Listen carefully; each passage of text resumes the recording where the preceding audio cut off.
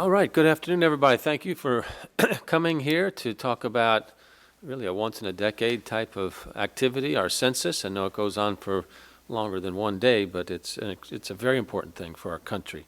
Before I start here, I want to thank Julie Johnson right here. Julie has been interpreting for us for almost 5 or 6 months now, and she's got a different opportunity in a different location, but you've done a great job for us, and we really appreciate you helping us communicate out to so many different important venues.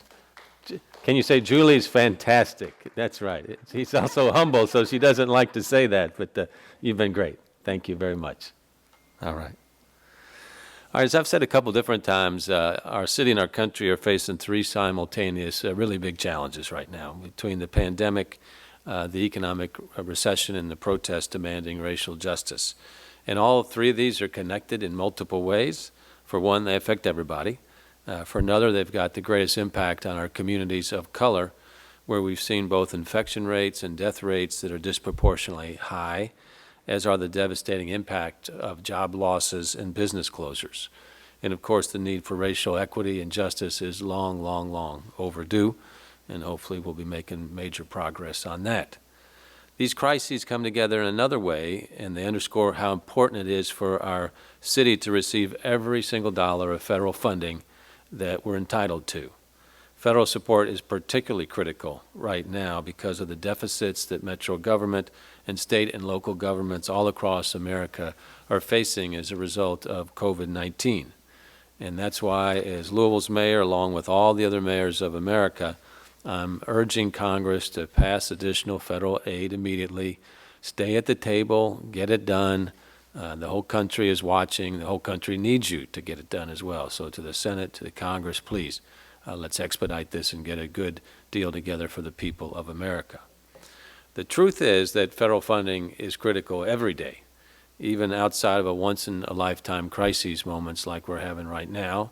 And one of the ways that Washington decides how much support a community receives for schools, hospitals, and roads, public works, is based on the population that we have relative to the rest of the country. And that's why our country conducts a population census every 10 years. And the results affect not only funding levels, but also affects decisions our businesses make and help determine who represents us or the number of representatives that we have in Congress.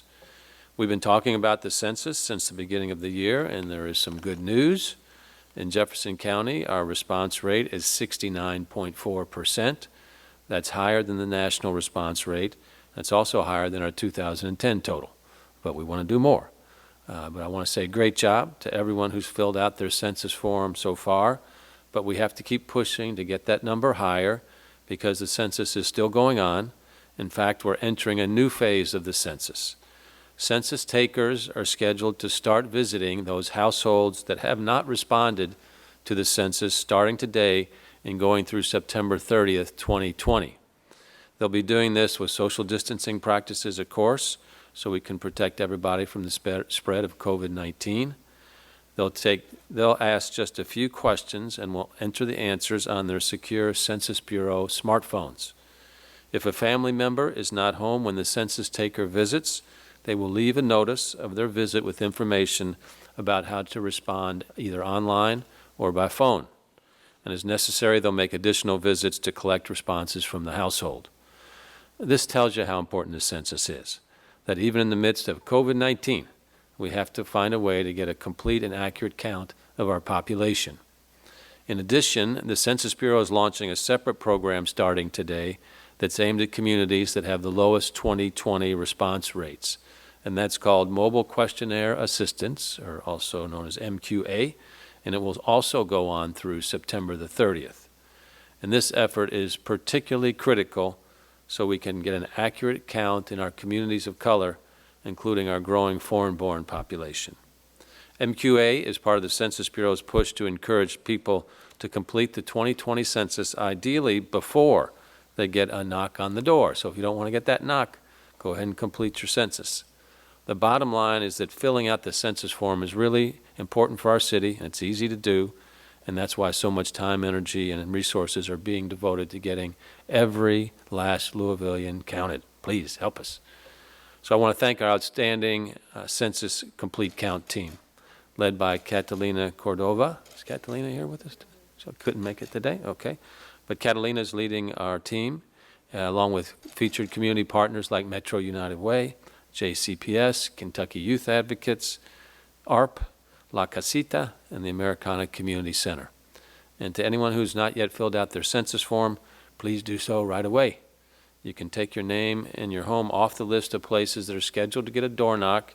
It's quick, easy, and confidential. All you have to do is go to my2020census.gov or call 844-330-2020. And for the media, if y'all could put that on your crawler, not just tonight and tomorrow, but almost every day going up to the completion of the census, we'd really help it.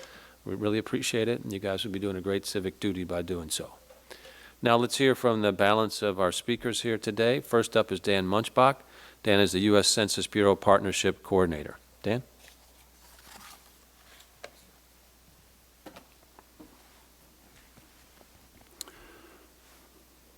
Good afternoon, everyone. The great thing about following the mayor is I really don't have to talk about any details because he gave the brief himself. So I will, however, I would like to thank some folks because this partnership program, which is what I represent for the Census Bureau, has been going on for the better part of 24 months. And we've got great partnership specialists that have been working here in Louisville.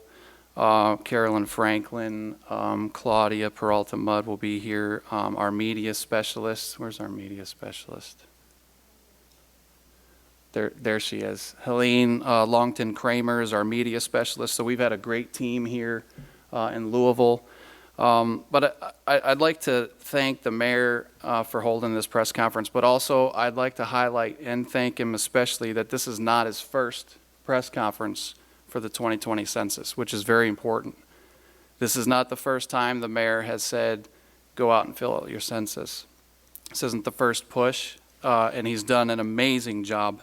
And I would put him up against any of the cities in Kentucky and in the nation, for that matter, for his support of the 2020 census. So thank you, sir. By Mayor Fisher making it a priority to ensure that every resident in this city is counted, it is going to ensure that Louisville receives its fair share of federal money. And I'm going to say that one more time. Getting everybody counted makes sure that the city receives its fair share of federal money. The money is there to be had. We just need the count to claim it. So the mayor's done a great job in getting that message out. I'd like to thank the mayor for commending Catalina, and I'd like to join him in that effort. The amazing members of MC3, Louisville's Complete Count Committee, they've done a great job for the better part of 2 years. It would take forever for me to list all of the hundreds of partners that we have across the city of Louisville and in Jefferson County. But I do need to mention a few. Kentucky's nonprofit network has been amazing. Kentucky's Youth Advocates organization, the Metro United Way, which we'll hear from. The Jefferson County Public School System has just been great, and what a difficult time for them as well.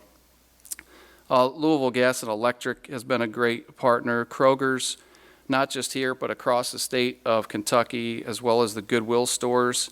As the mayor mentioned, the mobile questionnaire assistance operation that's been kicked off. We're going to be using Kroger's and the Goodwills of Kentucky as sites for those operations. The Kentucky League of Cities and many of our local and state elected officials and representatives here in Louisville. Their tireless efforts in reaching out to every resident of the city are among the best in the state of Kentucky. Their strategic planning and to reach historic low response score areas as well as hard to count populations is a model for partnership and outreach. Currently, the city of Louisville is at 60.3% of respondents that have self-responded to the census. This is only 5.1% away from the 2010 decennial self-response. That's an amazing goal. And although that's a great accomplishment and a milestone, there's still much, much work to do. So what efforts remain for the 2020 decennial census? The ability to self-respond will continue through 30 September.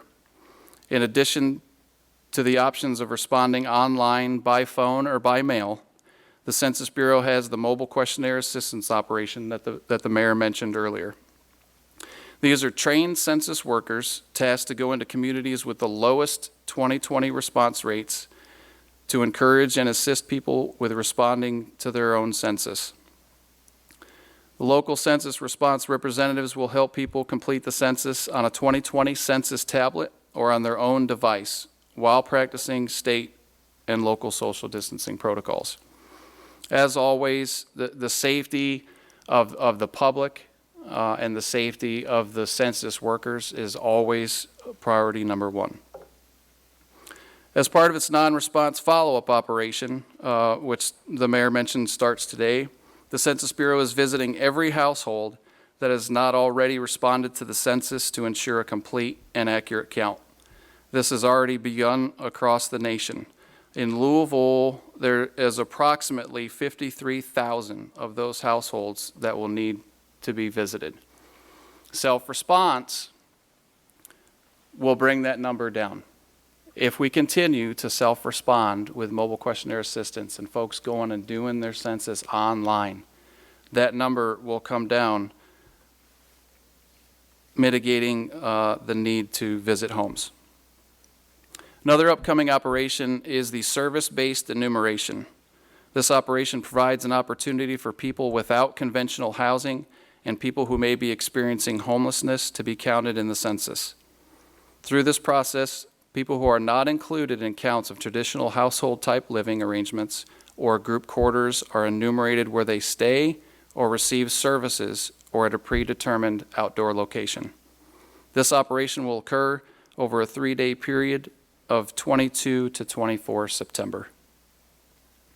As is true throughout the entirety of the 2020 census, the Census Bureau continues to accept applications for the almost 500,000 temporary positions required to complete the count across the country.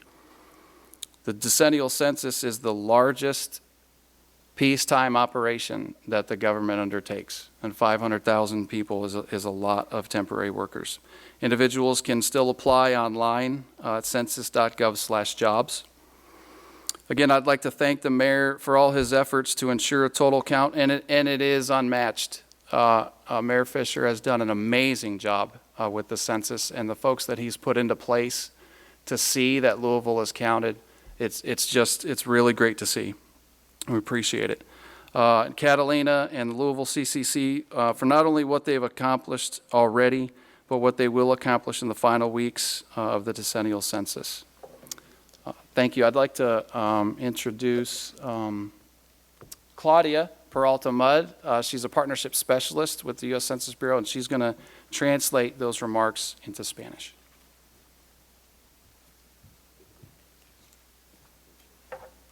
Buenas tardes. Me gustaría agradecer al alcalde Fisher por tener esta conferencia de prensa para resaltar la importancia del Censo 2020 y lo que significa para cada residente en la ciudad de Louisville. También quisiera agradecerle al alcalde el hecho de que esta no es su primera conferencia de prensa sobre el Censo 2020. Desde que iniciamos esta cooperación y campaña de concientización hace alrededor de 24 meses, el alcalde Fisher ha hecho de esto una prioridad para asegurar que cada residente sea contado y así Louisville podrá recibir una porción adecuada de dinero federal. Me gustaría unirme al alcalde en elogiar a Catalina Córdoba y al increíble comité llamado MC3 y a sus miembros. Sería imposible para mí mencionar a cada uno de los colaboradores de los cientos que tenemos en Louisville, pero me gustaría mencionar a algunos de ellos aquí presentes: Kentucky Nonprofit Network, Kentucky Youth Advocates, the Jefferson Public County Schools, Louisville Gas and Electric, Kroger, Goodwill, y, por supuesto, Metro United Way. También muchos de los miembros electos del gobierno local y estatal. Sus incansables esfuerzos en hacer de cada residente de la ciudad que sepa sobre el censo los pone en un lugar privilegiado en el estado de Kentucky. Su estratégica planificación para alcanzar aquellas áreas históricamente con baja respuesta y así como también la población denominada difícil de contar es un modelo de colaboración.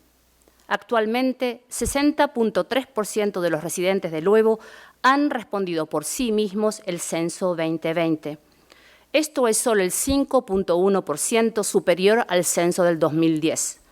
Entonces, ¿qué más nos queda por hacer para el censo 2020?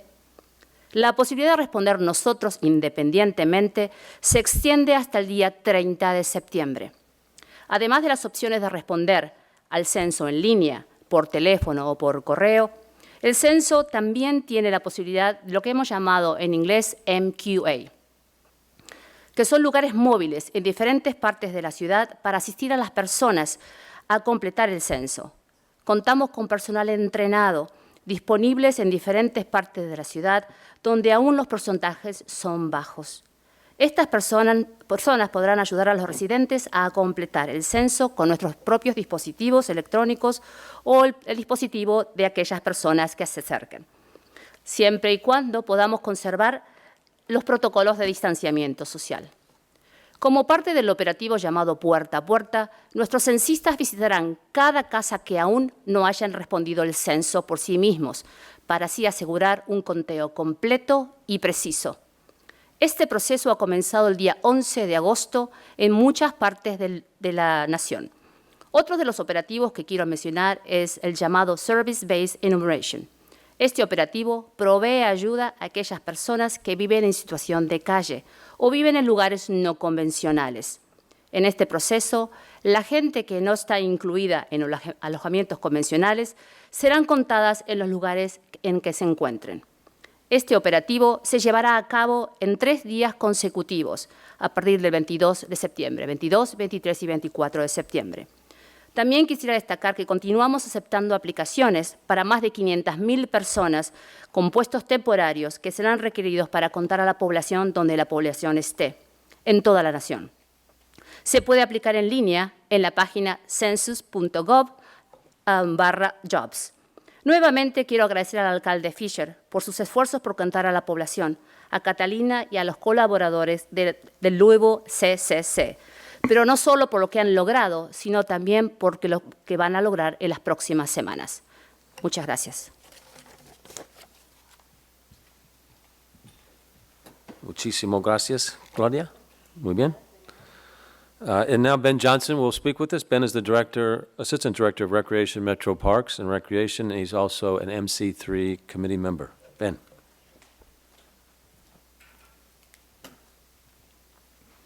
Thank you, Mayor. As he said, I'm Ben Johnson, the Assistant Director, and I oversee the Metro Parks Community Centers. And so I have a different affinity with the Census Bureau because I worked directly for them the previous 2 decennia. So I'm a true believer in the importance of the census. What we're looking at now is to see, even though we're officially closed to the public, if we can make it work and it makes sense to have the community centers function as MQAs as well, because we know those are locations that people are familiar with and that are convenient to the community. So we're going to do all that we can to make sure that Louisville has a complete count, as accurate a count as possible. The community centers that Metro Parks operates run from Berrytown to South Louisville, Park Hill, California, Portland, and on and on and on. So if you're familiar with any of those, just keep your eyes and ears open to see if we can figure out a way to make that work. And that's what we are currently in the process of trying to do. The mayor mentioned COVID and some other things that are going on. Even if you look at food deserts, that is information that people use when they're making decisions based on the census. So if you really want to do something for your community, please participate in the census. It's free. It's easy, it's required, everyone has the same opportunity. And the last thing I'll say is you can absolutely choose not to participate, but you cannot choose not to be affected. So please, everyone, if you have not, fill out your census. If you have, encourage someone else to do the same. Thank you. Thank you, Ben. No, what's the old movie? No, show me the money. I mean, that's what the census is about, okay? If you're not counted, that means less money comes to our city, which is a real shame for everybody, including you, if you don't choose to participate. So please help us out. Next up is Mandy Simpson. Mandy is the Director of Public Policy for Metro United Way, and she also is an MC3 committee member. Mandy, thank you. Hello, good afternoon. Again, Mandy Simpson, Director of Public Policy at Metro United Way. I want to first acknowledge a barrier that we know we're up against now. An original recommended timeline for the 2020 census with the realities of the pandemic in mind had us closing the count on October 31st. Now we will be closing the count on September 30th. That's a full month of time that we as advocates and others believed that we had to mobilize efforts. And I want to be clear that that shortened timeline is going to disproportionately impact the communities that we're not yet seeing in our response numbers. So we're thrilled that we have already surpassed some of our 2010 metrics. But we are deeply concerned that the communities we don't see in these numbers are our international community, our Black community, and our children. So we have significant work to do and barriers in place. At Metro United Way, we're advocating with partners across the state to Kentucky's congressional delegation for the critically needed extensions in the census timeline. We encourage you to do the same. We need the extra month. We need every minute because we need every dollar. But in the meantime, this is on our shoulders, and there are some things we can do together. So I want to talk to you about one of those specific undercounted populations I mentioned. Again, our international community, our Black community, and children. The census, a low count in the census, is going to dole out a 1-2 punch to the areas where it hurts the most. Representation and resources, two of the critical components of calls for social justice in our community. And we want to be able to answer them with this count. So let's talk a little bit about children. I'm very proud to serve on the Youth Count Subcommittee of the Jefferson County Complete Count Committee, alongside many of the partners that you've heard mentioned today, including KYA, Community Coordinated Child Care, Jefferson County Public Schools, and our family health centers. We had originally planned to talk to you about the children undercount with a group of esteemed 2-year-olds singing the official census composition, Everyone Counts. So I'll be doing that solo today. No, I'm kidding, but real talk. Our census determines the resources provided for schools, for child care centers, for health care, for nutrition programs, for housing, and more than 50 other federal programs that directly impact our kids. Yet children under 5 are the single most undercounted census population. The second most undercounted population are children under 10. We estimate that in the 2010 census, Kentucky missed 12,000 children.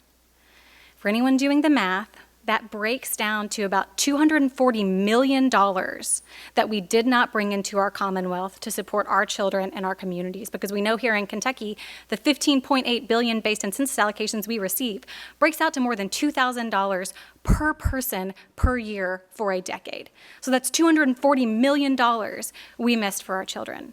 And we have got to do better. If we don't, we are going to spend a decade with children showing up in doctor's offices without the resources to care for them, in classrooms without all the tools needed to teach them, at meal sites without all the food needed to nourish them, and into homes without the basic needs to shelter them. But together, we can make sure that every child is counted. Now, there is some nuance to this, so I'm going to actually stick to my script and make sure I give really clear guidance around how we count children. We count children of all ages. So if a child was born before April 1st, they should be counted on this census. We know that they are young, but they are in our world, and we want to make sure we've got the resources to care for them for the next 10 years, which will be most of their childhood. So please count any child born before April 1st, 2020, even newborns and infants. Also count every child living with you, living in your household. This includes biological, step, adopted children, as well as grandchildren and foster children. It also includes children living in your home who are not related to you. If you are taking on the duty for your household of counting everyone under your roof, count every single child there. They do not need to be related to you, but we do need to make sure that they are represented. We count children where they live and sleep most of the time, even if their parents or caregivers do not live there, and even if the children are not related to the person who owns or rents the property, wherever the child is spending most of their time, or most of their time in the spring around April 1st. If a child does share time between one or more than one home, count them where they stay most often. And if their time is evenly divided, count them where they stayed on April 1st. Can you tell which date is in the Constitution around the census? It's April 1st. I do also want to re-emphasize what many of my fellow advocates have said, which is that the census responses are confidential and protected by law. Parents' information cannot be shared even with other government entities. It cannot be used for law enforcement purposes or to determine eligibility for government benefits. It is strictly confidential and kept in only statistical format for 72 years. And everyone who's coming to your door has sworn an oath of confidentiality punishable by 5 years in prison and I think about $250,000. It's significant. So they have sworn to protect all respondents whom they visit and their information, so you can trust them. Now, we can do this, but we can only do it if we're all shouting this message from the rooftops. So if you have completed, please make sure that you are sharing the word in every space that you can with every organization you can. If you're an employer, I implore you, please note a memo, put it in a newsletter, help communicate with your employees. They are listening to you right now, even in this moment where so much is so trying and so much information is coming at us. Please share the information, make sure that everyone gets counted online, by phone, by mail, or when a census taker comes to your door. I am going to turn it over to a colleague of mine. Again, we know that communities are marginalized. That communities marginalized by racism, the way many in our community are, remain at risk of undercounts that further impact the resources and representation that they have. So it impacts what they have in their community and the power of their voice outside of it. That's unacceptable.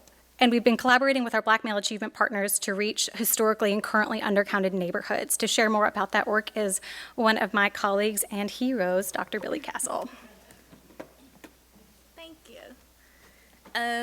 Thank you. And so the Black Male Achievement Roundtable partners, including JCPS, the Ray Jean Rondo Foundation, Cities United, Russell, A Place of Promise, Metro United Way, and then the Office for Safe and Healthy Neighborhoods, worked together the week of April 21st through the 24th for some virtual engagement, including giving away T-shirts, 5 iPads, and really engaging local DJs around each of the undercounted populations. So kids count, Black men count, women count. We even had seniors count. How can we encourage our community to get counted? So we have virtual DJs playing music for an hour, and we continue to talk to the community, promoting the census and getting everyone involved in understanding the importance of getting counted. So if you see "Count Us In" orange yard signs around town, stop, look at the website and go to mycensus2020.gov and fill it out. We did see an increase between the week of our virtual engagement. So if there are other organizations looking out to work with the community, there are different ways now, since a lot of us are at home, to virtually engage. We'll also be heading out to the JCPS feeding sites in the next couple of weeks with the mobile questionnaire assistance to help parents and families fill out their census form. We'll be giving away personal protective equipment as well, and T-shirts, so we can help to encourage a lot of community to complete their census. Also, if you get a text message from Roundtable partners, do not send it to spam or do not delete the message. The message really includes information on how to complete your census. The Black Male Achievement Roundtable partners felt that it was very vital to provide different opportunities for community to interact and engage around the census and raising awareness and increasing engagement around a lot of the hard-to-count populations. So coming together with the organizations, as I mentioned, Ray Jean Rondo Foundation, JCPS, Cities United, Russell, A Place of Promise, Metro United Way, and the Office for Safe and Healthy Neighborhoods, a lot of the roundtable partners are continuing to engage with the community to make sure everyone counts. So count us in and make sure that you are completing your census and counting even down to the little ones this year for the 2020 census. Thank you. Thank you, Dr. Castle. Let me just clarify one thing. You might have noticed that Dan and I used different numbers for our count. That's because we were focused on different populations. So Dan's count was the old urban service district of the city. That's where he reported 60% count. And then the number I used was for all of Jefferson County, so the new merged Louisville Metro government at 69.4%. If you picked that up, just wanted to clarify that.